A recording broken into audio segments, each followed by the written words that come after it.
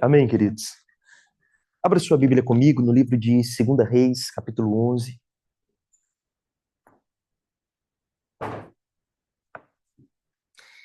Livro de 2 Reis, capítulo 11. Amém? Há uma palavra que o Senhor tem nos confiado e eu quero compartilhar com vocês. O apóstolo Éder, compartilhou sobre esse movimento aí, esse zelo que o Senhor tem nos trago também como despertamento sobre casa e família.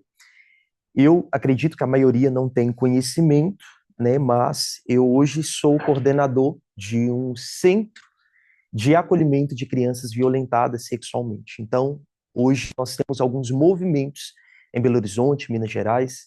Um deles, que na verdade assim nos traz muita alegria, é um dos projetos que nós temos de acolhimento de mulheres em estágio de gravidez indesejada. Então, como funciona? Mulheres procuram métodos para abortar e se deparam com a igreja. Então, hoje já são mais de 1.500 bebês salvos, acolhidos, voluntários envolvidos, dentro de vários estados dentro do Brasil e fora do Brasil. E é interessante que tem um informativo, grávida e agora, podemos te ajudar. Essas mulheres entram em contato pensando assim, vou arrumar algum método abortivo, algum meio, e de repente se deparam com a igreja.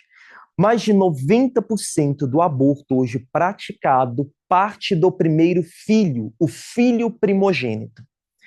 Eu preciso que você entenda essa realidade espiritual do que nós estamos falando, essa cassação espiritual do que nós estamos trazendo como uma denúncia. Essa realidade ela é tão violenta, que é um pensamento dessas mulheres do seguinte: olha, não está na hora, essa criança ela veio em um tempo não esperado, então para o meu pai não me matar, eu prefiro matar essa criança. O primeiro pensamento que essa mãe, eu digo mãe, porque no primeiro filho ela tem o sentido de que se eu abortar eu vou deixar de ser mãe.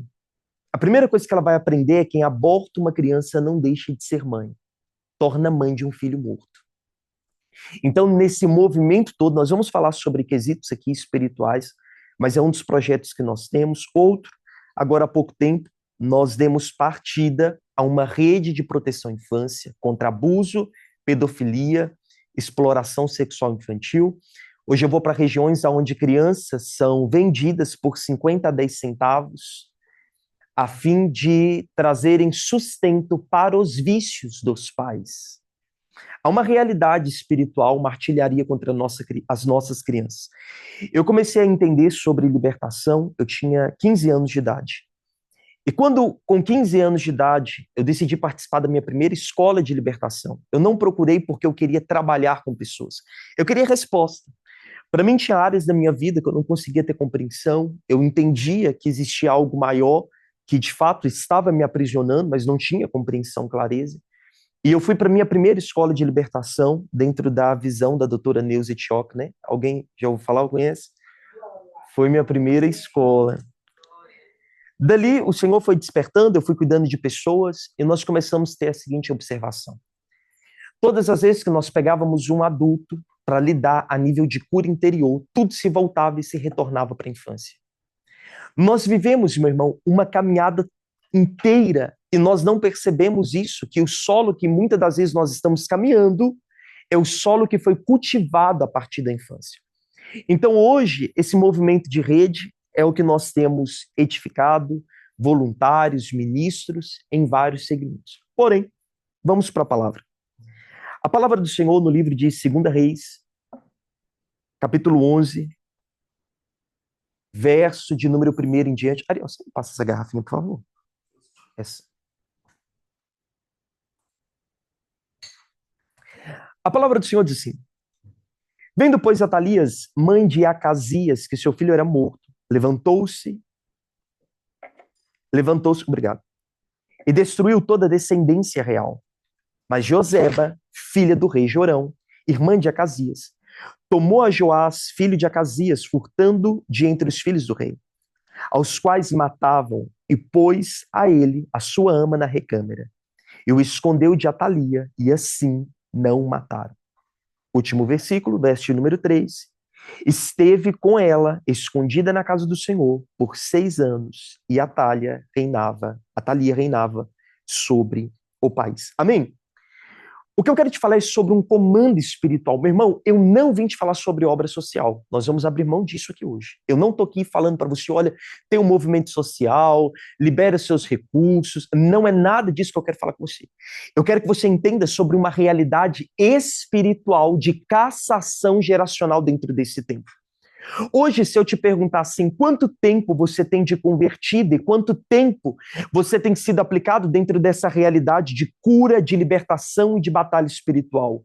Nós cavamos isso. Nós procuramos escolas, treinamentos, seminários, conexões e nós gostamos desse meio. Mas no fim das contas, sabe o que nós vamos fazendo? Buscando muito para si e não nos preocupamos com a próxima geração. Hoje eu quero te falar de um sistema. O que é um sistema? Um sistema se estabelece por um modo operacional. É como funcionam as coisas. Esse modo de funcionamento. Quando eu digo para você sobre Atalia, eu não estou falando de um personagem bíblico ou histórico. Eu estou falando da representação de um comando espiritual atuante dentro desse tempo que caça a próxima geração. Mas a pergunta é, de quem é essa responsabilidade de ser resposta sobre essa geração? Eu digo para você uma cassação que está destruindo famílias e deformando gerações. A cada momento, né, quando a gente vai falando sobre essas movimentações, é interessante, né? Eu começo a falar, e daqui a pouco eu vou tentar compartilhar alguns casos, sabendo que tem crianças, então não vou contar muitas questões. Mas no final eu escuto pais, professores, ministros, igrejas, que olham para mim e falam assim, pastor, que palavra forte. Que profundidade. Eu até chorei a te ouvir. Meu irmão, a minha preocupação é o pós. E depois de você saber de tudo isso, como funciona? Nós estamos aqui, meu irmão, num país, Alemanha. Você sabia que hoje vocês estão no índice mais alto de abuso e violência contra as crianças do que os 5 anos atrás? Mas isso não é uma responsabilidade da igreja. Hoje, se você pesquisar, você vai descobrir que na Alemanha a exploração sexual infantil se tornou comum e não denunciado. Mas nós não falamos sobre isso. Existe uma ação diabólica que está deformando gerações. Eu me lembro de um caso de uma criança, né, que após relatar a violência que sofreu, ele estava no quarto de hospital. E não dá para contar detalhes. E ela contou para a mãe. Era a segunda vez que ela tinha contado para a mãe. E a resposta que a mãe deu para ela foi... Eu tô falando de caso que eu peguei. A resposta que a mãe deu para ela foi: é destruir a família que você quer? Você só pode estar querendo acabar com a nossa família. Hoje nós ainda estamos lidando com isso. Eu quero que você entenda. Quando o Senhor nos despertou em movimento da rede, meu coração gerou uma resistência porque eu pensei, é social. É um movimento social. Mas eu descobri que é espiritual. Porque hoje, meu irmão, o movimento de pedofilia mundial tem um dia de celebração. E eles precisam acender velas em lugares específicos de todo o mundo para celebração. Eu digo para você, não seria espiritual? Por que precisa ter o dia específico? Eles acendem velas azuis. Enfim, tem um movimento aí. Nós vamos descobrir, meu irmão, que a igreja precisa ser levantada dentro dessa geração, porque uma geração ela se aproxima em deformidade de tal modo que hoje pais procuram pastores para dizer, olha, ore para o meu filho, porque o meu filho está com defeito de fabricação. Não. Como pai, nós não vamos falar isso. Nós utilizamos uma outra forma. Ore pelo meu filho, porque o meu filho está rebelde, meu filho está desobediente, o meu filho... Meu irmão, crianças não têm problemas. Criança tem paz. É a frase que a gente ama, né? Criança não tem problemas, criança tem paz. Quando eu pego uma criança, meu irmão, eu consigo descobrir toda a estrutura familiar daquela casa. Agora, quando eu pego certas casas, me dá medo de saber quais são as crianças que serão geradas daquela casa. Porque nós não estamos observando sobre isso, e a fala no meio crentez é: ah, pastor, eu entreguei para o Senhor meu filho. E esse entreguei para o Senhor meu filho não é porque, olha, eu cumpri o meu papel e eu estou entregando o meu filho ao Senhor, não. É como quem diz, olha, eu não gostei do que eu edifiquei, por isso eu entrego deformado para o Senhor. Por quê? Pais que não edificam o caráter dos teus filhos deformam. Essa é a realidade, meu irmão. Quantos pais deformando uma geração, e digo a verdade para você, nós estamos aqui celebrando ao Senhor, cultuando ao Senhor, prestando culto ao Senhor, a próxima geração está se perdendo e a nossa fala lá na frente é, mas eu não sei aonde eu rei, eu criei o meu filho na onde? E com o celular na mão. Porque reverência ao Senhor não é algo que eu preciso ensinar em casa.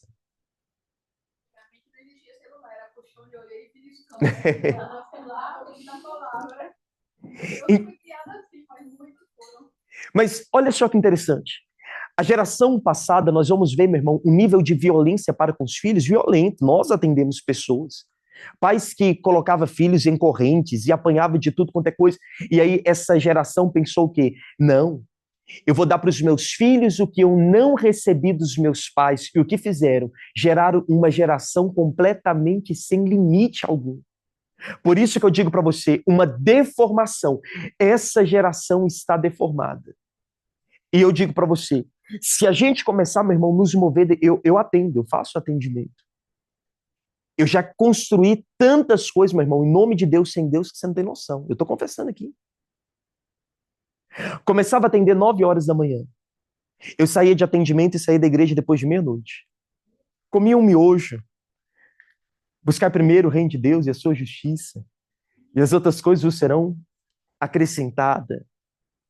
Tentando salvar o mundo. E eu comecei a observar que de tantas pessoas feridas, nós vamos, meu irmão, lidando dentro desse modo deformado também.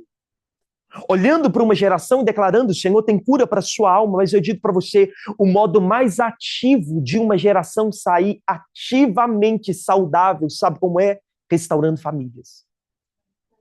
Mas quando se fala de casa, é o nosso grande desafio. Enquanto nós estamos ignorando, meu irmão, a realidade de uma guerra espiritual, o inimigo tem como alvo principal, eu digo para você, o ponto aqui central é fragmentar o fundamento da família. O que você tem edificado? Você pode construir, meu irmão, um prédio, você pode construir e edificar uma casa. Se os teus fundamentos não forem bem alicerçados, não faz sentido algum a tua edificação. Eu cito isso para você, meu irmão, e que você receba essa palavra. Talvez você disse assim, pastor, eu ainda não tenho filhos. Meu irmão, eu também não tenho filhos físicos. Mas a nossa oração chega aonde os nossos olhos físicos ainda não chegaram. E se você tem filhos físicos, entenda uma coisa, os teus filhos é uma carta que você está escrevendo para um tempo onde você não estará lá. Eu creio que o maior apontamento de um legado que um pai dentro dessa geração pode liberar para um filho, sabe qual é?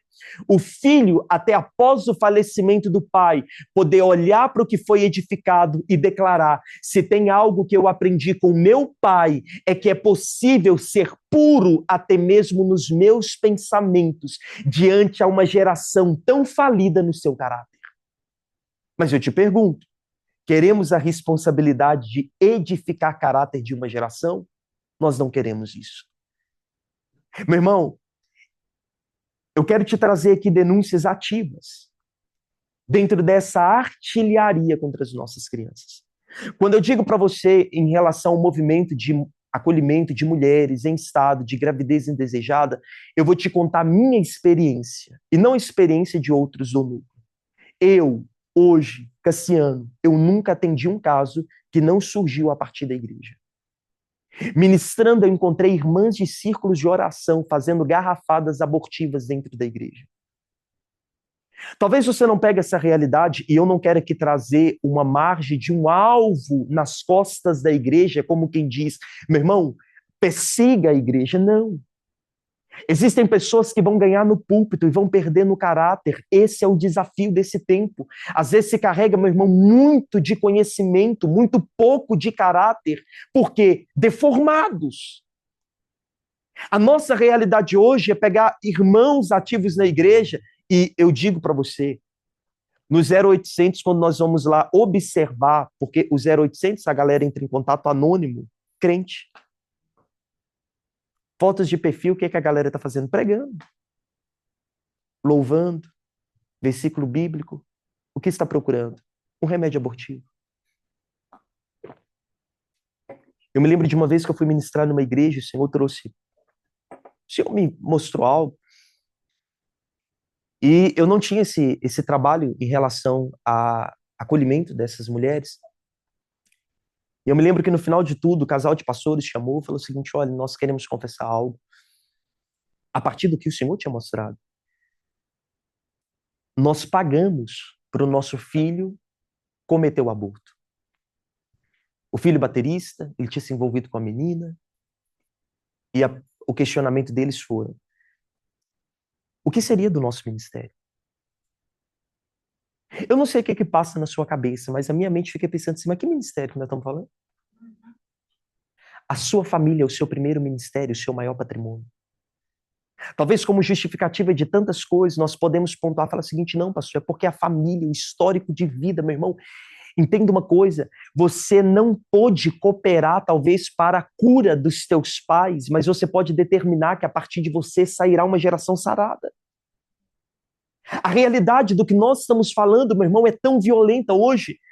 O índice maior de aborto é a partir dos 3 meses de gestação. A criança já tem mãozinha, bracinho, perninha. Aborto por envenenamento salino. A criança ela é queimada com queimadura nos órgãos internos e externos. Com 5 para 6 meses de gestação, a criança, meu irmão, ela é um pouco maior do que a palma das minhas mãos. Existem práticas abortivas, como, por exemplo, sucção. Alguém já ouviu falar? Aborto por sucção? Você sabia que é 28 vezes mais forte do que um aspirador de pó? A criança ela é desmembrada dentro do útero materno. A Bíblia nos fala de um Deus chamado Moloque, aonde por um ventre como um forno, crianças eram entregues dentro desse útero de fogo a serem consumidas. E sabe qual que é o pensamento deles? Nós estamos entregando os nossos filhos para Moloque para que a nossa colheita seja frutífera. Nós estamos entregando nosso filho a Moloque para que a enfermidade não aposse da nossa casa. Nós estamos entregando os nossos filhos para Moloque para que os próximos filhos venham de fato em prosperidade e saúde. Meu irmão, o tempo passou e eu vou te falar da nação brasileira. Todos aqui são brasileiros? Mesmo estando aqui? Não é brasileira? Brasileira. Tem alguém aqui que não é brasileiro? Então vou te contar do histórico da sua nação. A nação brasileira não foi uma terra encontrada, porque quando os portugueses, os bandeirantes chegaram, já tinha dono. Os índios já estavam lá. E sabe qual era a cultura? Se uma criança nascesse com alguma deficiência, ou gêmeos, ou qualquer debilidade, o pajé da tribo cavava uma cova rasa, pegava aquela criança, enterrava aquela criança viva entre a aldeia, cavava essa cova, cobria de terra a criança, todos ouviam aquela criança agoniando debaixo da terra até a morte. A história diz, meu irmão, que dentro de uma grande compaixão de alguns se quebrava o crânio daquela criança, enterrava aquela criança viva. Esse é o histórico da nação que, de fato, carregamos o sangue de brasileiro. Mas nós não vemos espiritualidade dentro disso. Hoje o Moloque continua sendo atuante, mas agora ele já não mais toma crianças dentro de um útero de fogo ou atua dentro de covas rasas sobre o nosso solo, porque escandaliza a moral da sociedade. Então, leve para dentro de clínicas abortivas e cumpra o mesmo papel. Hoje, uma geração está sendo abortada em vida, porque pais em vidas estão entregando à próxima geração a perseguição. Você entende que isso é espiritual? Você consegue entender, meu irmão, o que está por trás de tudo isso? Há uma artilharia contra as nossas crianças que diz o seguinte: olha, uma guerra armada não vai promover uma revolução. A única forma de promover uma revolução, meu irmão, entenda essa estratégia diabólica, é gerar fundamentos sobre a próxima geração. O ímpio entendeu isso. O ímpio entendeu, meu irmão, que hoje eu estou pregando para você 26, 27 anos de idade. Eu vou chegar na minha velhice. E na minha velhice, talvez eu não vou ter esse gás todo, meu irmão, para atravessar uma nação a outra para pregar. Mas a próxima geração terá violência, gás e energia. Mas a minha geração não pôde se comprometer, fundamentando a próxima. E sabe o que eles dizem? Uma revolução não vai acontecer por armas de guerra. Não dá certo. Nós precisamos entender que o problema da sociedade é a família monogâmica. Você sabe o que é família monogâmica? A família judaica cristã. A família é composta de pai, mães e filhos. Então vamos fazer o seguinte: vamos tirar da certidão de nascimento pai e mãe.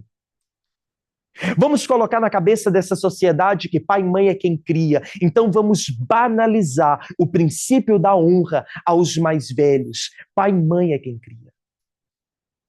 Hoje, meu irmão, que alegria é para uma mãe bater no peito e falar porque eu fui pai e mãe dos meus filhos. Meu irmão, com toda a sinceridade do meu coração, existem mulheres guerreiras que cumprem o papel, meu irmão, árduo. Eu digo árduo porque são fardos que elas não deveriam carregar, porque tem homens omissos que não cumprem o seu papel em masculinidade e precisa, às vezes, desbravar. Mães solteiras. Mas eu vou te falar algo, meu irmão, que eu poderia te trazer vários respaldos bíblicos aqui. Um homem nunca vai conseguir cumprir o papel de uma mulher. Uma mulher nunca vai conseguir cumprir um papel de um homem. Mas uma geração tão deformada. Hoje nós falamos sobre paternidade. E quando nós falamos assim, qual que é a função de um pai? Nós estruturamos isso. Há um pai da direção, um pai afirma identidade, um pai traz destino, um pai traz segurança. E nós olhamos para uma mãe e sabemos de um papel de uma mãe. Uma mãe, ela nutre, uma mãe gera vínculos, uma mãe... E aí eu te pergunto, qual que é o papel de um filho?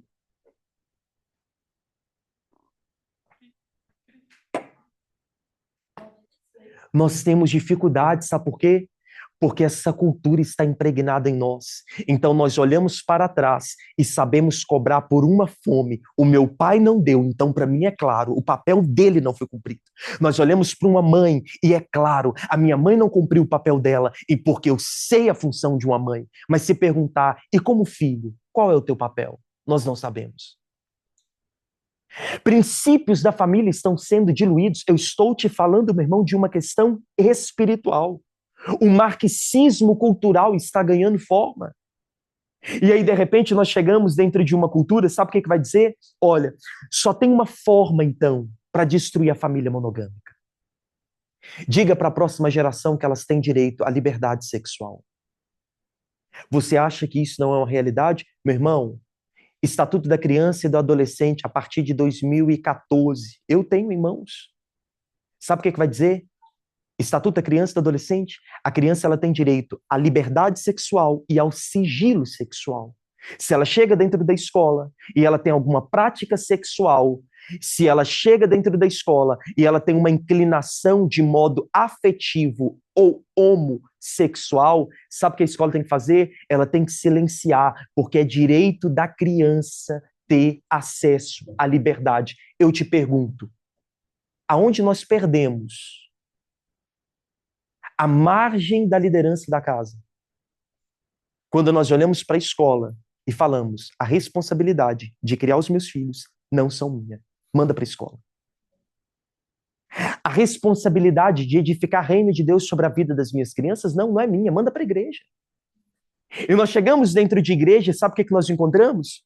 Nós encontramos uma sala abarrotada de criança, uma salinha, 12 lápis de cores podres, 4 folhas de papel ofício, coloca as crianças para pintar e pensa que isso é sobre reino.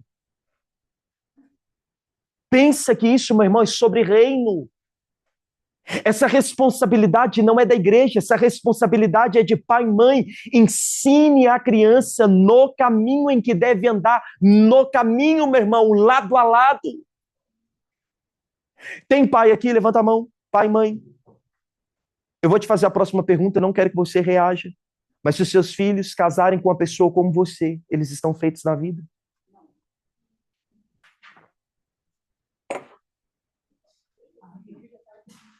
Você sabe por que eu estou te perguntando isso? Porque você estabelece a medida dos teus filhos.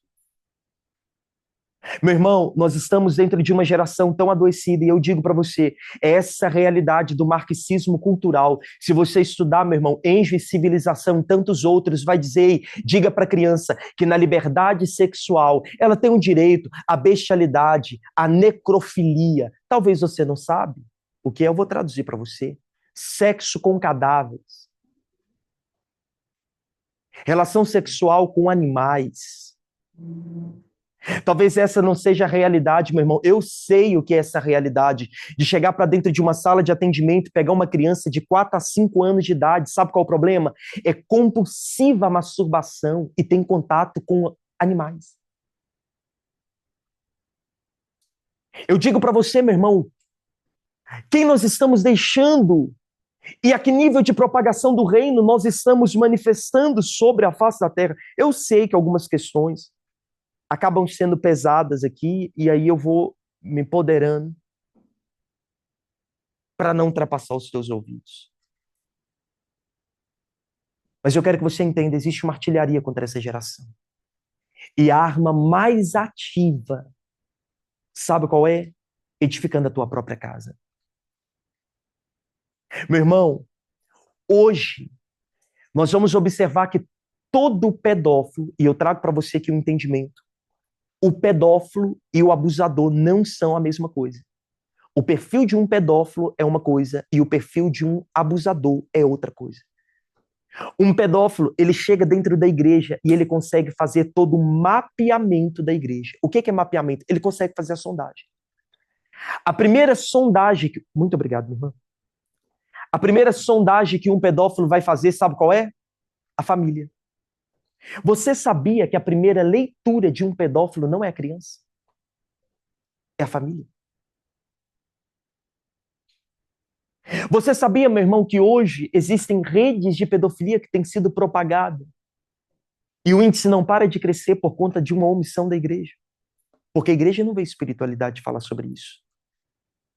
Hoje nós olhamos para uma geração, meu irmão, tão perdida, e de repente nós pensamos assim, não, essa realidade, ela não é uma realidade que compete a mim edificar essa próxima geração, e nós vamos criando uma geração que se acostuma com a imundície. Meu irmão, não se choque com o que eu estou falando. Mas o seu filho, ele está sendo muito mais edificado atrás do banco do carro do que sentado dentro da igreja. Quando saímos da igreja para falar mal do pastor. E eles estão ouvindo. Quando propagamos algo e não vivemos o que pregamos. Você é a primeira Bíblia que o seu filho irá ler. Não toma isso como uma heresia. Mas antes da alfabetização do seu filho, para que ele possa ter compreensão da Bíblia em papel, ele vai fazer a sua leitura. Ele vai olhar para você e fazer a sua leitura. Hoje, meu coração, meu irmão, quando eu falo sobre isso, em certos momentos, meu coração fica apertado. Porque, como brasileiro, hoje nós olhamos para a situação do Brasil, mas dentro de um campo mundial, meu irmão, é lamentável observar isso. Eu tenho, meu irmão, relatos hoje de crianças que foram vendidas por R$ 2. E quem comprou foi o avô. Hoje existem pessoas que compram a criança no desenvolvimento do útero para interromper a gravidez, para carinhos esquisitos. Eu acho que os adultos compreenderam. Paga uma mãe, ela gestaciona o filho, chega no 7º mês, paga para interromper, pega a criança para satisfazer os seus prazeres. Mas por que ninguém fala sobre isso? Eu creio que uma das maiores guerras que o Senhor tem me chamado como propósito ministerial tem sido em favor dessa geração a respeito disso. E eu não estou falando para você, olhe para mim. Não é isso. O que eu estou falando para você é, os teus filhos precisam olhar para você e ver em você a expressão de Cristo. Isso é espiritual. Eu digo pais, que consolidam os teus filhos no fundamento da palavra. Eu te pergunto, é possível ser homens e mulheres perfeitos? Eu digo para você, biblicamente, sim. E eu te explico por que eu creio nisso. Esses dias eu estava lendo a Bíblia e eu fiquei, gente, o Senhor está falando para Abraão, Abraão, ande na minha lei e seja tu perfeito. Eu falei assim, mas como? Toda vida eu aprendi que é impossível. Mas quando nós vamos olhar, meu irmão, a base do fundamento bíblico sobre ser perfeito não é pautado no nosso perfeccionismo, é pautado na integridade. Ande na minha lei e seja reto, íntegro, inteiro, restaurado, meu irmão. Os seus filhos precisam olhar para você e saber, meu irmão, você é um edificador de uma geração. Você está preparando uma geração, mas qual é o problema? Muitos começam bem e terminam muito mal. Olhe para Samuel. Samuel veio dentro de um ventre infértil e foi manifestando, meu irmão, o reino. Conseguiu cumprir sua missão. Mas quando nós olhamos para outros homens, como por exemplo, Jefté, sabe o que a Bíblia diz? A história dele começou traumática. No meio da história diz que ele foi apossado pelo Espírito do Senhor e no final ele compromete a sua descendência por conta do teu orgulho. Nós olhamos para Saul, como começa o ministério, ungido pelo Senhor. Como que ele termina? Rejeitado pelo Senhor. Os teus filhos precisam aprender um nível de pureza com você. Eu sei que hoje, trabalhando com cura e libertação, é até interessante, né? Porque as pessoas geraram uma cultura do medo do diabo. Eu não mexo com libertação porque se eu mexo com o diabo, ele vai me retalhar, né? Eu não sei se aqui tem essa cultura do medo da retaliação. Mas eu digo para você, olha que interessante, a Primeira Guerra Mundial foram em torno de 37 milhões de mortos. Quantos mortos? Milhões. A gripe espanhola de 1918 foi 50 milhões em um ano. Passou, o que tem a ver isso com o que o senhor está falando, meu irmão? A sujeira mata mais do que a guerra. Uma vida em imundície espiritual mata mais do que a guerra. Mas essa geração que está aos nossos olhos, a Bíblia diz isso, há uma geração que se dispura diante aos teus olhos, mas não saíram das suas imundícies. É uma geração que está no nosso meio e que está sendo perdida dentro do tempo. Eu me lembro de um caso, eu vou trocar o nome para que você também fique gravado e tudo, como por exemplo da Emily, que quando ela relatou a violência sexual que ela tinha sofrido, ela disse o seguinte, olha, quando eu acordei, ele estava em cima de mim e dois familiares assistiam enquanto ele estava sendo violentado. Hoje, meu irmão, eu poderia te falar de crianças e crianças que nós pegamos. E dentro dessa realidade, sabe o que nós vamos observar? 75% da violência acontece dentro de casa. Eu pensava que essa realidade era somente do Brasil. Eu fui estudar sobre a Alemanha. E eu descubro que aqui é mais comum do que no Brasil. No Brasil, estrangeiros, meu irmão, saem de outras nações, chegam na nossa nação, porque brasileiro tem corpo quente. Se diz que lá é o melhor lugar para se encontrar criança, porque encontra crianças de todos os tipos, de todas as classes, de todas as idades, de todas as cores. Meu irmão, nós saímos, vamos, por exemplo, para o Japão, cada um tem seus traços bem definidos. Eu fico pensando, meu irmão, deve ser difícil distinguir quem é quem. Você chega no Brasil, olha na sua volta, todo mundo brasileiro. Qual que é o traço bem definido? Duas pernas, dois braços, dois olhos. E olha lá, né? Porque às vezes nasce uns com as pernas a mais. Mas eu quero que você tenha clareza do que o Senhor está nos chamando a atenção. O Senhor está nos chamando a atenção para uma geração. Hoje é triste saber que com uma pedra de ouro do tamanho de um grão de mostarda, uma pedra de ouro do tamanho de um grão de mostarda, paga 3 noites com uma criança, ainda leva troco para casa.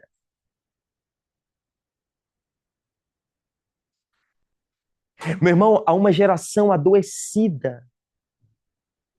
Eu preciso hoje atrair os seus olhos para essa realidade mais voltada para a sua casa, meu irmão. Eu não estou falando para você, olha, entre nessa conosco, seja um desbravador, seja a voz daqueles que não podem se defender. Não é isso que eu estou falando. Eu estou falando para você, seja um edificador da tua casa, edifique a tua casa, consolide a tua casa.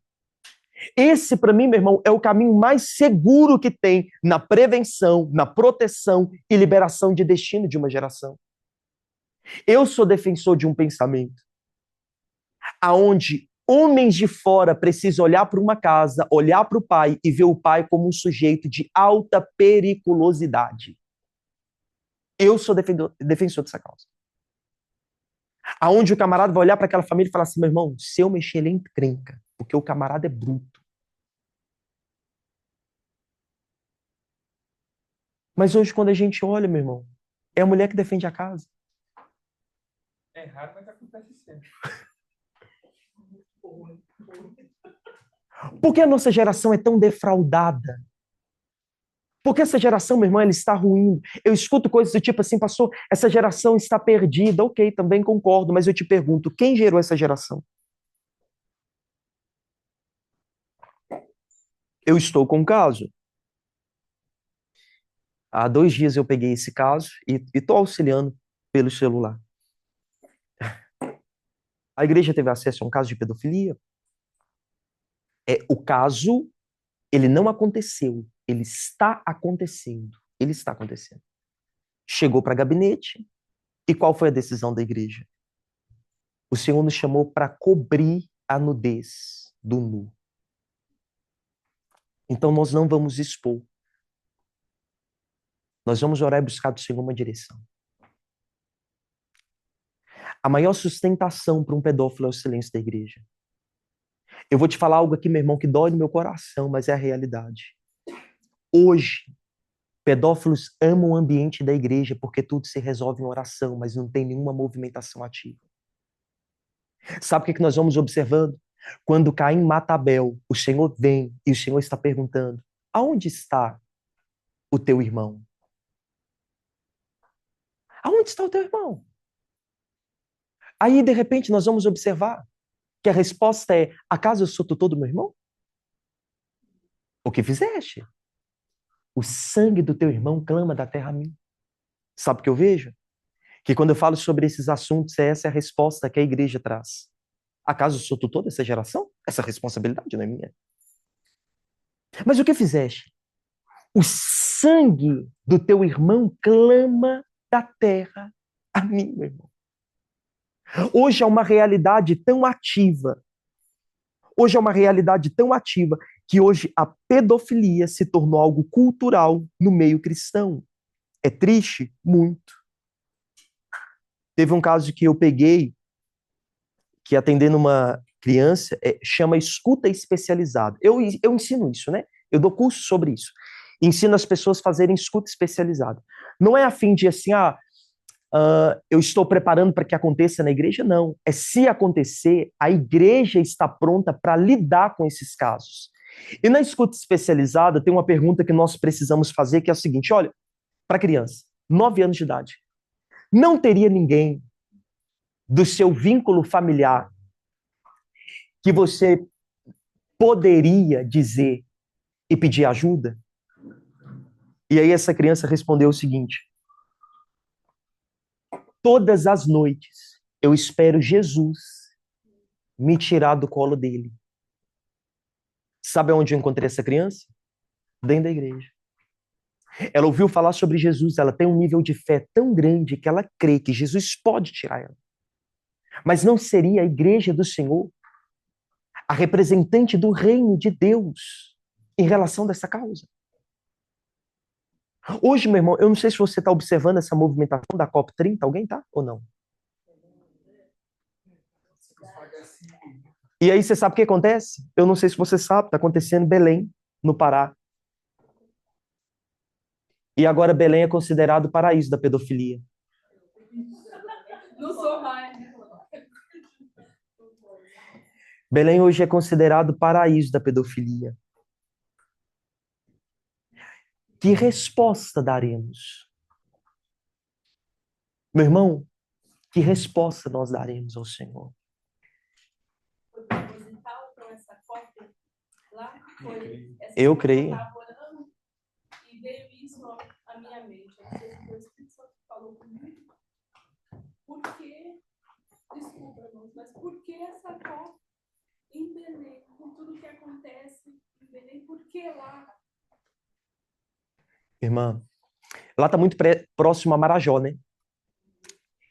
5 vezes por ano, de 4 a 5 vezes por ano, nós estamos nos comprometendo a descer para Marajó. E aí, normalmente, eu fico lá 7 dias. Pregando, ensinando. Sabe qual que é o nosso maior desafio lá? É quando nós reúne os pais, nós estamos pregando para os pedófilos. Esse é o maior desafio.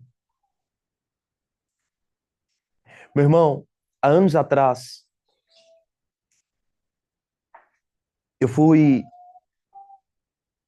eu peguei um caso assim, entrei de gaiata no navio, foi mais ou menos assim que eu peguei um caso.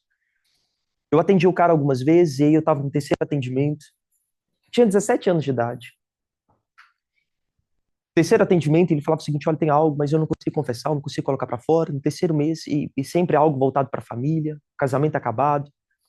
E aí ele pegou e falou, ele decidiu compartilhar.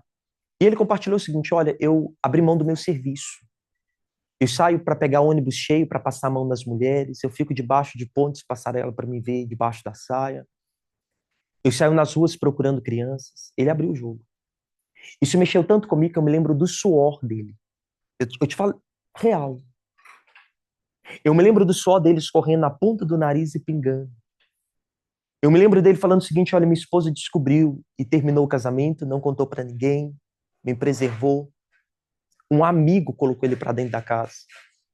E ele disse o seguinte: olha, ele tem 2 filhas, uma de 12 e uma de 9 anos. De madrugada eu vou para a porta do quarto e eu fico admirando. Na mente dele, as crianças estão seduzindo ele. Sabe o que nós estamos falando, meu irmão? Um grande teólogo. De repente, dentro dessa realidade, sabe o que eu fui descobrir? Eu fui descobrir que ele, quando ele era criança, ele foi objeto sexual durante a infância do pai e do avô. Ele foi violentado sexualmente dentro de um carro com 5 homens. Uma criança violentado por 5 homens dentro de um carro. Eu quero que você tenha clareza aqui que hoje o movimento da rede é para chegar primeiro do que o pedófilo e antes que o abusado se torne alguém inclinado para isso. Talvez você pode dizer assim para mim: pastor, essa galera tem que morrer. Essas pessoas têm que morrer. Meu irmão, como pastor, eu não posso propagar isso. E eu digo para você, há uma defensoria a respeito da castração química. Eu digo para você, não resolve. Porque muitos casos que a gente pega não se utiliza do órgão genital, utiliza de objetos. Existem violências, meu irmão, onde o abusador não toca. Meu irmão, a malignidade não tem limite. Há pouco tempo atrás, nós descobrimos uma rede de pedófilo que sabe qual que é um dos pilares para fazer parte? Não, precisa ser pastor. Precisa de ser pastor. Eu estou te trazendo, meu irmão, uma denúncia aqui. Talvez esse seja o meu propósito, te denunciar. É real, meu irmão. É real. Nós atendemos pessoas adultas que já sofreram. Talvez você está me escutando e sabe do que você passou, e debaixo de uma fala passou: eu nunca pude compartilhar com ninguém, eu guardei para mim, eu omiti, foi meu segredo. Sabe por quê? Porque no tempo da violência, ele falou o seguinte para você: olha, cale a boca, ninguém vai acreditar em você. Se você contar ultimato, uma lei da mordaça foi colocada nos teus lábios, meu irmão, o que se propaga? O que se propaga hoje? Eu entro, meu irmão, dentro de igrejas onde pedófilos violentaram dentro da igreja. Hoje, casamento infanto-juvenil é comum. Eu digo para você, é tão espiritual que hoje, mesmo eu tendo uma assistência de advogado, assistente social, intercessores, às vezes eu pego casos que sabe o que eu vou fazer? Eu vou para o escritório chorar. É o que eu vou fazer. Eu vou chorar. E eu falo, Senhor, me dá uma estratégia, eu não sei mais o que eu faço. Eu me lembro de um caso que eu peguei de uma menina que, na verdade, eu estava em um encontro com Deus ministrando, e aí foi muito bacana a dinâmica, porque os pais estavam sendo ministrados em um ambiente e os filhos sendo ministrados em outro ambiente. Eu ministrei libertação para os adultos, eu tenho uma escola de libertação adulta e infantil, então nós ensinamos libertação infantil, mapeamento infantil, tudo. Tem uma escola de libertação infantil.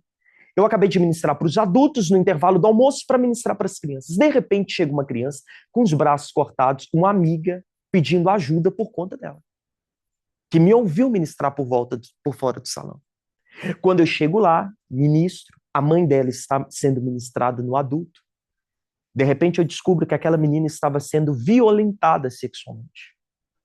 E sabe o que eu vou descobrir? Que a família sabia. Mas era cultura da casa. Desde os bisavós, a próxima geração sempre se relacionava com a anterior. A avó tinha 2 quartos, um para se relacionar com a avó e outro com as netas. Nós chegamos dentro de uma casa como essa para dar assistência e eu te pergunto, nós vamos orar? Sim. Nós vamos fazer barulho? Sim. Nós vamos denunciar? Também. Se o seu filho estiver afogando, você como um bom crente, eu vou te dar 3 possibilidades aqui de resposta. Primeiro, você está em uma praia, só está você e o seu filho. Uma observação, você não sabe nadar.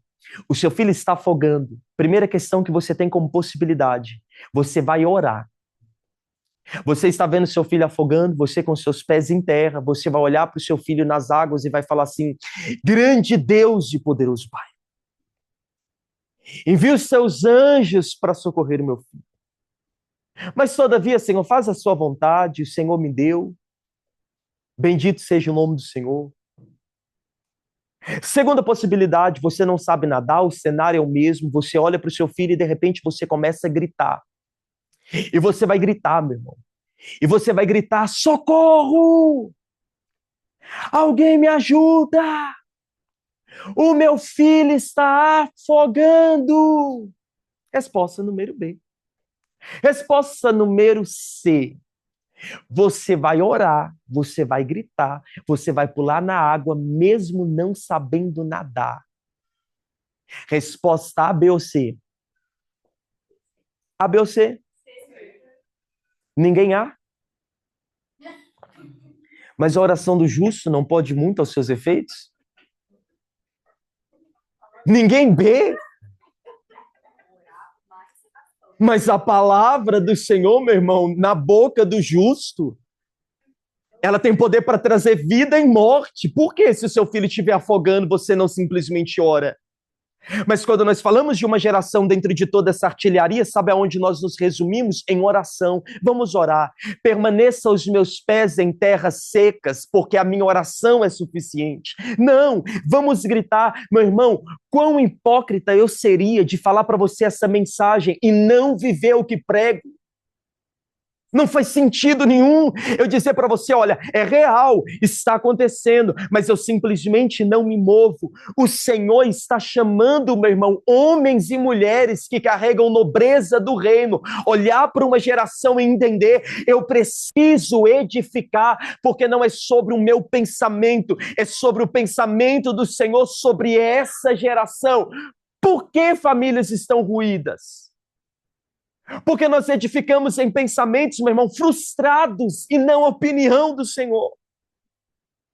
Nós olhamos para uma geração e diz, faça o que eu falo, mas não faz o que eu faço. Como? Como eu posso olhar para essa geração, meu irmão? Hoje, eu sou um pastor novo, chegarei na minha velhice. E eu digo para você, assim como você também chegará na sua velhice, a pergunta é, a próxima geração consegue viver a vida ministerial íntegra na palavra, em temer ao Senhor? Mas nós não nos preocupamos com o legado. O teu carro, a tua casa, os teus bens materiais. Isso tudo pode servir como herança para os teus filhos. Mas o teu legado, ele precisa transcender o que somente os teus lábios têm proclamado, a tua vivência. Os teus filhos estão olhando para você e você é a mensagem para os teus filhos. Aleluia, ou misericórdia. Porque talvez na mesma propagação, sabe o que os seus filhos estão pensando? Quando eu crescer, eu quero ser diferente dos meus pais. Se uma criança já foi abusada, meu irmão, nós já falhamos na nossa missão. Há anos atrás, eu tinha saído de... Eu moro em Belo Horizonte, né? Em Minas, Belo Horizonte, para o Rio de Janeiro. Conhece Rio de Janeiro? Para atender uma criança de 10 anos de idade. Eu cheguei lá, foi muito interessante. Sabe essas crianças assim, fora da faixa etária de idade, assim, uma fala e tal? E eu tenho toda uma movimentação de uma dinâmica. Eu não pergunto para a criança, por exemplo, assim, você já foi abusada? Meu irmão, não tem isso. Nós temos todo um movimento para conseguir entrar no assunto e trabalhar. Enfim. Quando eu cheguei lá, o primeiro contato que eu tive com ela, ela falou assim, tio, eu tenho a certeza que o Senhor te trouxe de muito longe para falar comigo. Acabou comigo, né? Acabou comigo já. E aí, quando eu fui atender ela, eu tenho uma régua que conta a história do paralítico de Cafarnaum. Eu não sei se vocês já viram, mas ela se dobra toda e conta a história. E eu falo de 4 amigos que tinham um amigo com as pernas molinhas, então pernas molinhas, a paralisia, ele não funcionava como deveria funcionar. E aí ela olha para mim e ela fala o seguinte, olha, aconteceu algo comigo que me deixou com as pernas molinhas. Logo ela compartilhou o que tinha acontecido. Filha de uma pessoa ativa ministerialmente, ela compartilhou com os pais, a mãe acreditou, o pai não acreditou. Tem coisa, meu irmão, que a gente fala, né? Eu posso mijar no cachorro. Uma reunião de... Não, gente, é inacreditável. Uma reunião de família, o abusador confessa o que fez. O que tomaram como uma decisão? Não vamos fazer nada. A reputação da nossa família. Eu fui atender essa criança e ela convivia com o pedófilo. Sabe qual era o problema? Domingo o pedófilo estava no altar. E eu digo para você, o que nós estamos edificando sobre a próxima geração está falando sobre a nossa omissão dentro do nosso papel. Essa omissão dentro dessa geração está custando a cabeça da próxima geração. Eu não estou falando para você, meu irmão, aqui de culpa, não estou te falando de culpa, estou te falando de responsabilidade. Eu estou falando de responsabilidade. Eu não sei qual que é a visão, né, do apóstolo Éder em relação aos próximos anos da vida dele, quando ele tiver 70 anos, 80 anos. Mas eu digo para você, com 80, 70 anos, meu irmão, eu não quero estar expulsando demônio, não. Eu não quero estar expulsando demônio. Eu quero ser aquele senhorzinho, sabe assim, que você fala assim, meu Deus, mas que hora que vai acabar, que não acaba esse sermão de paz nunca. Mas poder chegar, meu irmão, saber uma geração foi edificada dentro da minha casa e até mesmo fora da minha casa. Porque um dia, alguém que não sabia viver em família, o Senhor colocou em uma família, fez viver em família e frutificou em família, porque viveu a palavra, temeu ao Senhor. E nós olharemos para a próxima geração. Não é sobre todos, é sobre os teus.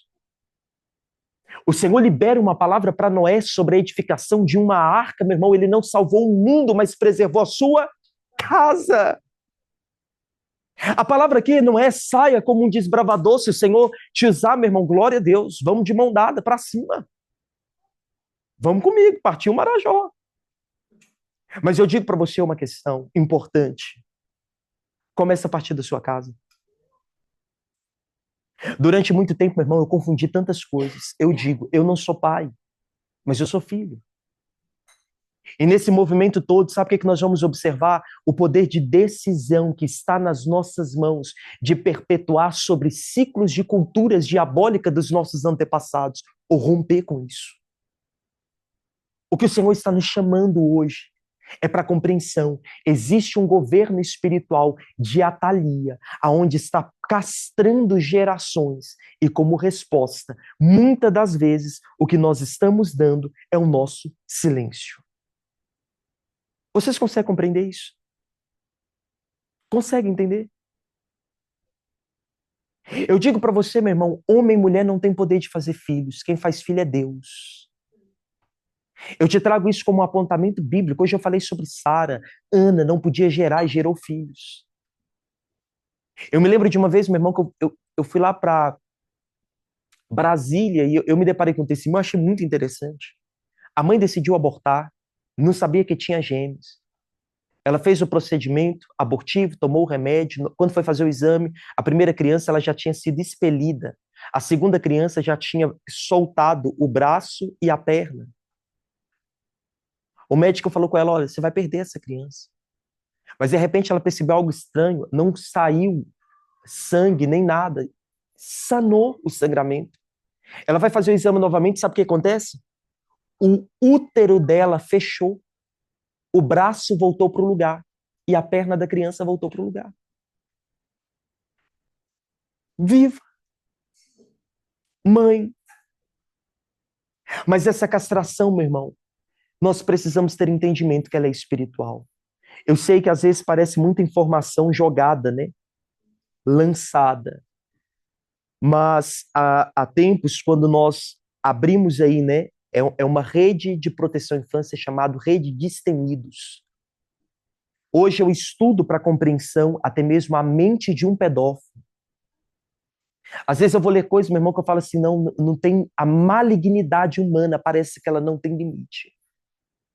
E quando nós olhamos, meu irmão, para essa realidade, o Senhor levantando homens e mulheres destemidos em uma causa que é nobre e também é urgente, a partir da sua casa. Essa tem sido a nossa mensagem, meu irmão. Edifique a tua casa. Primeiro, edifique a tua casa. Edifique a tua casa. Consolide a tua casa para que outros sejam acessados, meu irmão. A maior resposta que você poderia dar para o inferno são os teus filhos consolidados na palavra e na verdade. Esta é a maior resposta que você poderia dar. Conseguiram compreender? Amém? Eu quero orar com você, mas eu vou continuar ainda. Mas antes disso, eu quero orar por você. Eu queria que você ficasse sobre os seus pés.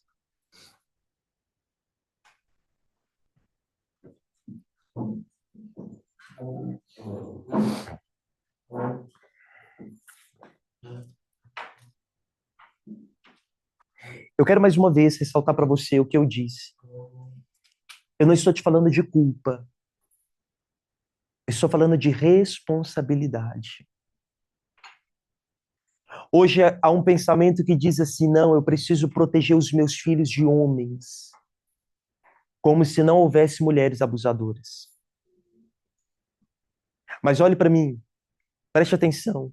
Se um rapaz de 8 anos de idade, ele se relaciona com uma mulher de 40 anos de idade, em um pensamento de um pai que toma aquele filho, leva para o prostíbulo para se deitar com a prostituta, o que ele se torna? Homem. A sociedade aplaude, parabéns, agora você é homem. Se uma menina de 16 anos de idade é violentada por um camarada, meu irmão, de 40 anos, o que ela é? Não pronuncie. Mas eu digo para você, é cultural. A cultura da sexolatria, a idolatria ao sexo, é algo que tem sido propagado. Eu quero te chamar para um tempo de oração. Eu quero continuar aqui te trazendo um último fundamento aqui com vocês.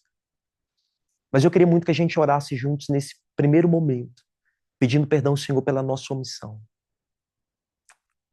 Meu irmão, quão covarde nós temos sido dentro desse tempo. Sabe o que eu entendo com o reino de Deus? Que nunca foi sobre nós. Sempre foi sobre Ele. Mas é muito egoísta da nossa parte pensar que não posso trazer alguém para o reino de Deus. Você entende o reino de Deus? Sabe por que você consegue compreender o reino de Deus? Porque um dia alguém declarou sobre a sua vida e te fundamentou que é chegado o reino de Deus.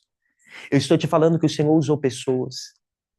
Eu estou falando para você, meu irmão, que há um grito de uma geração que tem clamado por socorro. Nesse exato momento, existe uma criança debaixo do corpo de um abusador. Consegue ter compreensão? Nesse exato momento, existe uma criança debaixo do corpo de um abusador. E talvez essa criança ouviu falar de Cristo e sabe o que ela está fazendo? Clamando ao Senhor para que o Senhor o livre. Mas como igreja, os nossos pés estão secos dentro de uma realidade, meu irmão. Pai,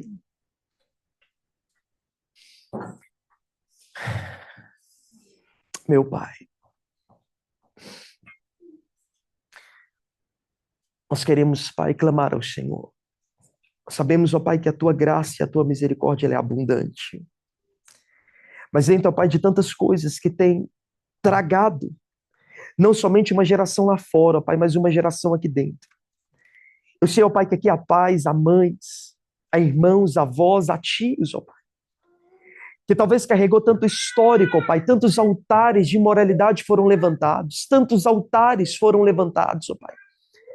Mas sabemos, ó Pai, que pela Tua graça e a Tua misericórdia, pelo Teu favor, ó Pai, merecido, mas pelo Teu sacrifício na cruz, hoje nós clamamos pela aspersão do Teu sangue. Nós clamamos, ó Pai, para que o Teu sangue seja aspergido sobre as nossas vidas de tal modo, ó Pai, que o Senhor nos traga de volta ao arrependimento genuíno, ó Pai. O nosso coração tem se tornado tão duro que às vezes, Pai, se tornou desafiador até mesmo nos arrepender. Por isso, ó Pai, nós clamamos para que o Teu Espírito nos leve e nos conduza, ó Pai, ao arrependimento genuíno. Pai, diante a uma geração, dentro de tanto que o Senhor tem liberado, ó Pai, nós temos respondido com silêncio. Por isso, ó Pai, nós clamamos a Ti, ó Pai, nos perdoe por todas as vezes que nos tornamos omissos, silenciamos, ó Pai. Olhamos para a próxima geração e declaramos: não, essa geração está perdida, vai então, o problema é seu, a escolha é sua, a vida é sua, eu não tenho nada a ver com isso. Pai, nós te pedimos perdão, porque o Senhor, ó Pai, nos levantou como homens e mulheres, ó Pai, como embaixadores e embaixatrizes do Teu reino, mas nós começamos a edificar para nós mesmos, construindo as nossas torres. Trazemos, ó Pai, a nossa casa para o altar de vaidade, ó Pai. Mas nós suplicamos ao Senhor, ó Pai. Pai, nos leve a um nível de arrependimento genuíno. A Tua palavra diz, ó Pai, que a Tua bondade tem a finalidade de nos levar ao arrependimento. Por isso, ó Pai, entre, ó Pai, no mais profundo do nosso coração, pois nós te pedimos perdão, ó Pai. Sabendo que o Pai é nosso, que o pão é nosso, mas o pecado também tem sido nosso. O pecado, ó Pai, tanto derramamento de sangue que tem sido liberado. Pai, nós suplicamos a Ti, por Teu perdão, ó Pai, por todas as vezes que diante a próxima geração nós respondemos, ó Pai, acaso eu sou tutor dessa geração? Acaso somos tutor dessa geração? Sabendo, ó Pai, que há um sangue que tem falado, e esse sangue que tem falado, ó Pai, tem reivindicado dentro desse tempo. Pai, nos perdoe. Nos perdoe, ó Pai, por virar as costas para aquilo que o Senhor se importa. Nos perdoe, ó Pai, por todas as vezes que o nosso coração endureceu de tal modo que nós começamos a nos tornar vaidosos diante do Teu chamado. Pai, nos perdoe. É o que nós te pedimos. Em nome de Jesus. Amém. Amém, queridos? Se assente aí no seu lugar.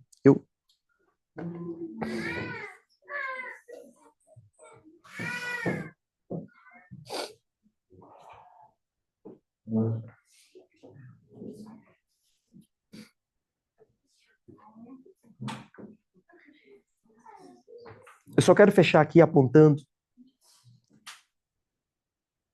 um caminho aqui com você.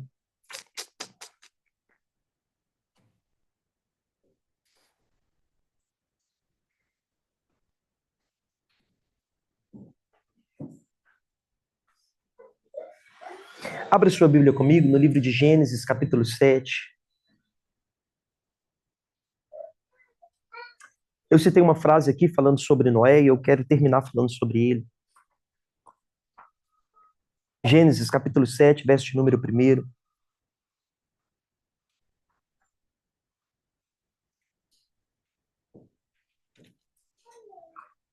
A palavra do Senhor diz assim: depois disse o Senhor a Noé: entre tu e toda a tua casa na arca, porque tenho visto que és justo diante a mim nessa geração. Eu quero terminar, queridos, te trazendo um apontamento muito profético aqui. O Senhor está à procura de construtores de arca dentro de um fundamento muito nobre. Homens e mulheres que conseguem edificar. Meu irmão, talvez quando você olha para os seus pais ou para os seus antepassados, você vai observar tanta ruína que foi levantada, tantos lugares aonde a tua alma se tornou cativa porque você foi projetando a tua vida dentro de culturas diabólicas da geração passada. O Senhor te trouxe vida. O Senhor te trouxe o evangelho da salvação, mas também te manifestou o reino de Deus. E no reino de Deus nós entendemos que não é sobre nós, é sobre Ele. E nele edificamos algo de modo nobre. Pastor, do que o Senhor está falando? Eu estou falando que a arca que o Senhor traz a medida para Noé não é simplesmente para ele, é para que ele traga a casa dele para o propósito. Meu irmão, quando você irá decidir construir a arca para que os seus filhos entrem? Quando a chuva vier, aonde os teus filhos estarão? Talvez hoje você está transferindo essa responsabilidade para outros, mas o que o Senhor está falando para Noé é: ei, construa, edifique uma arca. Mas pastor, isso é motivo de zombaria, meu irmão, nos dias de Noé também era. Enquanto uma geração está perdida, ele está edificando em um tempo que não há nem rumores de chuva.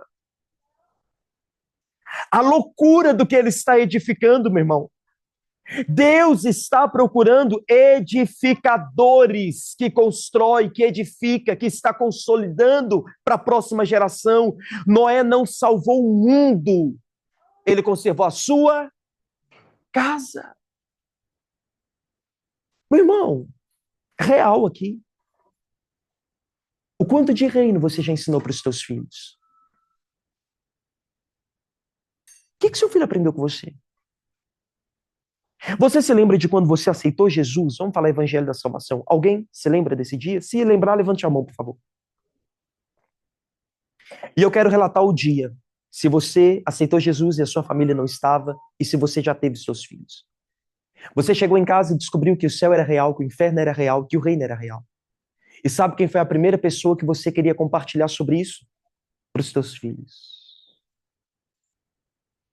Você quis olhar para os seus filhos e falar o seguinte: olha, eu não quero que você se perca. O céu é real. O inferno é real. O reino é real. Na maioria das vezes não é assim que funciona.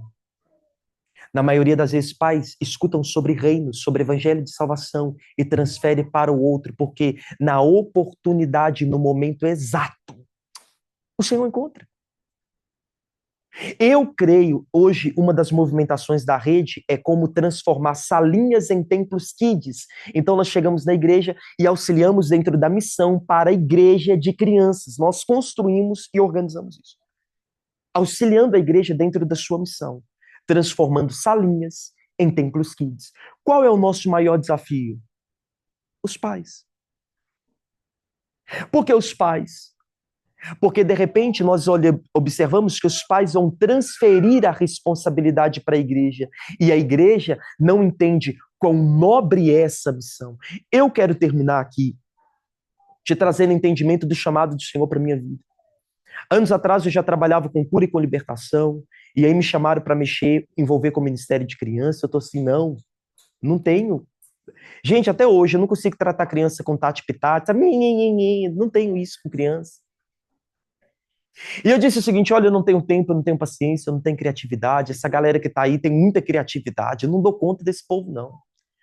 Eu não tenho paciência, eu não tenho tempo, eu não tenho criatividade. De repente, eu fui chamado para ministrar em uma conferência de dança. Eu não danço não, tá, gente? Mas me chamaram para ministrar lá. E aí, quando eu cheguei lá, Eu me lembro que tinha uma criança, a líder falou o seguinte, olha, tem uma criança, atrapalha? Eu falei assim, não, importância não. Tinha uma criança só. Por volta de seus 11 anos de idade, eu falei assim, não.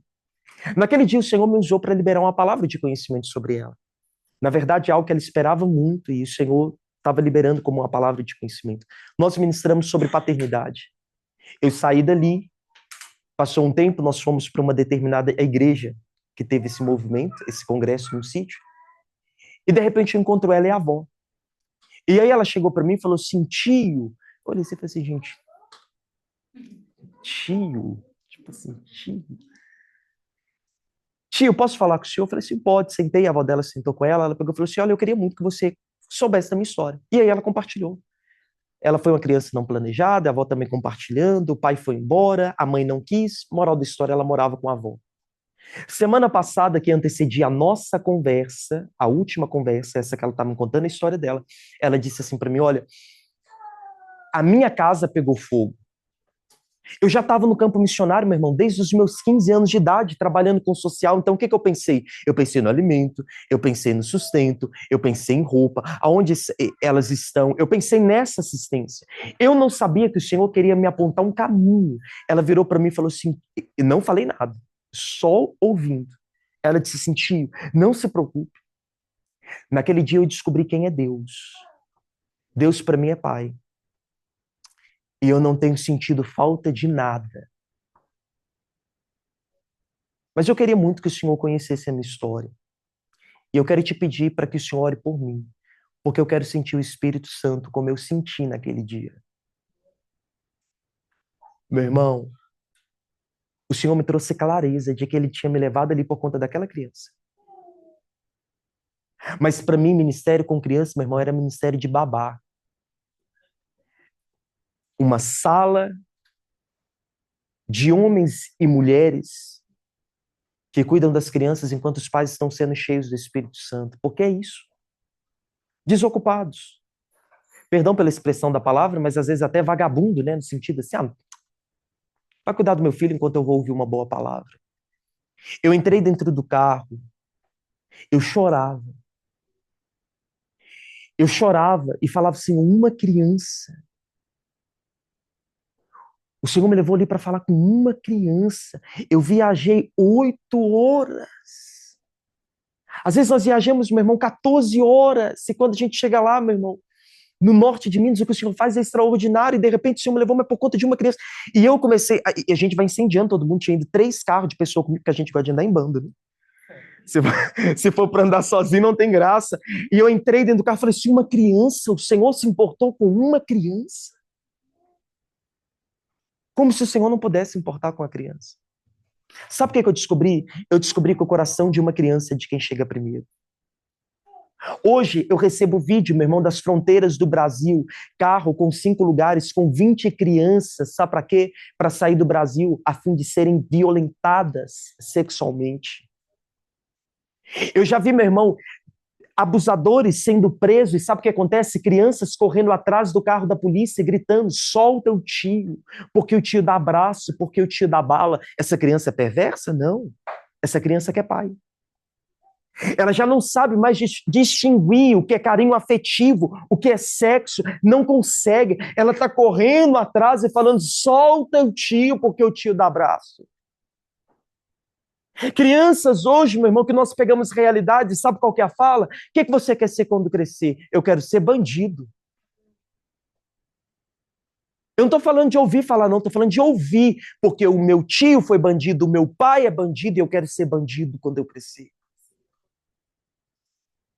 O coração de uma criança é de quem chega primeiro. Porque pais estão perdendo seus filhos estando dentro de casa? Porque os olhos já não se encontram na mesa? Porque pais já não acessam o coração dos filhos? Porque pais estão querendo ser o melhor amigo do filho e não cumprem o seu papel como pai? E é nessa rota que de repente chega quebrado dentro da igreja e qualquer realidade. Nós não estamos observando, mas estão perdidos dentro do templo. A voz do Pai já não acessa mais. Aí chega aqui, qualquer fala, eu não sei aonde eu errei. O coração de uma criança é de quem chega primeiro. Meu irmão, nós escutamos coisas que às vezes mexe com o nosso coração. Eu quero contar o último testemunho aqui para você entender. Nós fomos ministrar em um determinado momento e aí a fala que a gente tinha é o seguinte, olha, citou o nome de uma criança, 5 anos de idade. Essa criança, ela dá muito trabalho. Se ela dá trabalho, fala comigo, eu tiro de sala para não atrapalhar a sua ministração. Enfim, eu fui ministrar, ela sentou na frente e no início ela falando muito, sabe, conversando tudo mais, e aí eu ministrando tudo mais. Aí de repente ela parou, me olhou assim e ela já estava prestando atenção. Sabe quando a gente fala e a pessoa ela engole com você? Sabe assim, uma interação. E quando eu falei sobre carinhos esquisitos, ela baixou a cabeça e ficou calada, cabeça baixa e chorando. Eu continuei ministrando. Depois que eu ministrei, eu orei com ela e o Senhor tinha falado comigo algo e eu falei com ela e é interessante, né, observar, né? O Senhor te encontrou aqui. Foi o que eu falei para ela. Ah, fulana, que alegria de te ter aqui. Eu tenho uma palavra muito profunda para o seu coração.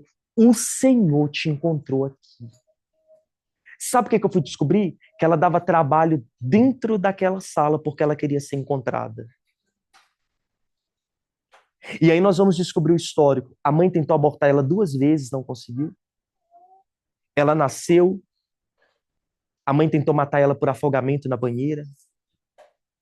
Não conseguiu. Com 1 ano de idade, os vizinhos denunciam, eles tiram a criança e levam a criança para um abrigo. E aí sabe o que a gente vai descobrir? Que o pai tinha carinhos esquisitos com ela e apagava cigarro nas partes íntimas. Essa criança, ela está dentro da igreja. A primeira informação, eu nunca tinha ido, a primeira informação que eu tenho da igreja é, se dá trabalho, fala comigo, porque eu tiro de sala. Você entende do que... Eu não sei se você consegue... O caminho que eu estou te apontando aqui? O caminho que eu estou te apontando, meu irmão, eu saí do evento, eu fui para casa, quando foi no domingo à noite, a pastora do evento falou o seguinte, pastor, não posso deixar de compartilhar. E aí, me lembro que eu vou mostrar para o senhor. E quando acabou o culto, os pais tiveram que esperar, porque ela pediu para colocar música, porque ela queria dançar para o Senhor na igreja. E no vídeo todo mundo está indo embora e ela está dançando. Dançando. Porque o coração dela se alegrava, porque o Senhor encontrou ela. Sabe qual era a expectativa dela? Que um dia Jesus tirasse ela do colo dele. Ela está dentro da igreja, a informação que a igreja dá é dar trabalho. Meu irmão, criança não dá trabalho, criança dá frutos. Eu tenho entendido isso. Hoje eu posso te falar para você, eu trocaria ministrar para adulto para lidar com criança. Real. Eu trocaria. O coração de uma criança é de quem chega primeiro. A igreja precisa enxergar, mas não é para que a igreja tenha um coração de uma geração, é para que o Senhor tenha o coração de uma geração. Essa nova geração precisa olhar para você e te ver como exemplo, meu irmão, e a gente vai se lembrando de cada criança. Eu poderia citar nome para vocês aqui, de crianças que nos marcou a vida. Eu lembro, no ministério passado, a gente estava edificando o ministério, um dia eu estava pregando Sofia, 12 anos de idade. Eu acabei de ministrar para os adultos, porque eu creio que criança precisa ser ministrada desde o berçário. E aí, quando eu acabei de ministrar para os adultos, Sofia subiu no altar correndo, olhou para mim e falou o seguinte, Cassiano, eu descobri qual é o meu ministério. Eu falei assim, Sofia, brinca comigo. Não, Sofia. Qual que é o seu ministério? O Senhor me chamou como uma profeta. Sofia, com 12 anos de idade, Sofia, batizada com o Espírito Santo, Sofia ora por cura. Eu gravei uma live com Sofia há meses atrás. Pais estão cumprindo o seu papel. Eu lembro meu irmão do Isaac, a criança que falou o seguinte comigo, pastor, o Senhor me deu uma palavra. E ele compartilhou comigo a mensagem, ele disse, eu ainda vou pregar com meu pai. Aí, de repente, um dia eu recebo uma foto do Isaac pregando com o pai. Meu irmão, não é que... Não entenda mal o que eu vou falar, não é sobre acreditar numa geração, é sobre acreditar que a voz do Senhor é poderosa. E a mão do Senhor se estende sobre essa geração. E pelo Espírito, uma geração cheia do Espírito Santo pode ser suscitada. Eu creio nisso. Homens e mulheres posicionadas em favor do reino. Conseguiu entender? Eu quero encerrar aqui com você. Estou no horário, né, para encerrar? Tô, não tô? Que horas que é? A sala é nossa até amanhã. Amanhã é verdade. Amém. Até amanhã tá. Eu quero orar por você, mas pode ficar sentado e passar, né? Mas, meu irmão, coração de uma criança é de quem chega primeiro. O maior presente que o Senhor poderia te dar, sabe qual é? É te fazer gerar filhos. Te dar filhos. Gente, que missão nobre. Que missão nobre o Senhor te confiou. Eu preciso responder porque eu não sei, talvez tenha mulheres aqui que não puderam gerar filhos. E eu digo para você, o Senhor pode te dar filhos espirituais. A quem já está de idade avançada, não se esqueça do que nós falamos, a idade não espanta o Senhor. Existem coisas, meu irmão, que eu tenho desfrutado hoje, que é fruto, sabe do quê? De um povo que orou mesmo não me conhecendo. Um povo que foi uma voz assertiva sobre a minha vida. Eu louvo ao Senhor porque o Senhor colocou pessoas na minha caminhada que muitas vezes creram em mim mais do que eu mesmo creria. Entende? Sim? Como quem encontra ouro em meio à lama. Como pessoas que assumem esse propósito e essa missão. Esses dias eu estava em uma igreja, meu irmão, apresentando, testemunhei já, né, em outra cidade aqui, mas eu fui fazer a apresentação de 3 crianças que seriam abortadas. Meu irmão, essa alegria o diabo não me toma. De poder olhar e saber, meu irmão, vale a pena. Vale a pena. Amém? Pai, eu quero declarar que a bênção do Senhor esteja pelos meus irmãos. Pai, o Senhor sabe do nosso coração. E pelo nosso coração, ó Pai, há tantas limitações e talvez debilidades, mas sabemos, ó Pai, que a Tua palavra é perfeita.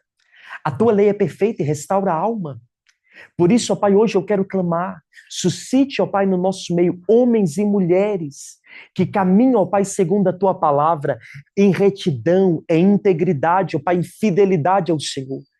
Preparando uma próxima geração, ó Pai, trazendo clareza a respeito do Teu reino, fundamentando pela Tua palavra, fundamentando pela Tua verdade e pelo Teu nome, ó Pai.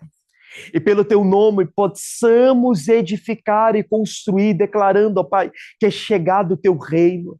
Não para que o nosso nome se torne célebre, o nosso nome se torne grande, mas para que o Teu nome seja glorificado em tudo. Pai, eu oro, ó Pai, até mesmo pelos filhos dos meus irmãos, talvez, ó Pai, a ouvidos que me escutam. E diz assim, o meu filho está perdido, meu filho está desviado, meu filho não caminha nos caminhos do Senhor. Pai, um dia o Senhor me encontrou e eu declaro, ó Pai, que o Senhor possa os encontrar, ó Pai, trazendo um profundo aquebrantamento, ó Pai, diante ao Senhor e trazendo para os teus caminhos, ó Pai, eu declaro aceleramento na conversão, eu declaro, ó Pai, que tudo aquilo que está escrito nos teus livros a respeito de cada casa, cada família e cada vida, ó Pai, seja realidade, ó Pai, o que os nossos ouvidos espirituais, ó Pai, ouvimos pela Tua palavra, que os nossos olhos físicos, ó Pai, possam contemplar. É o que nós declaramos, ó Pai, em nome de Jesus. Amém e amém e amém. Amém? Eu passo para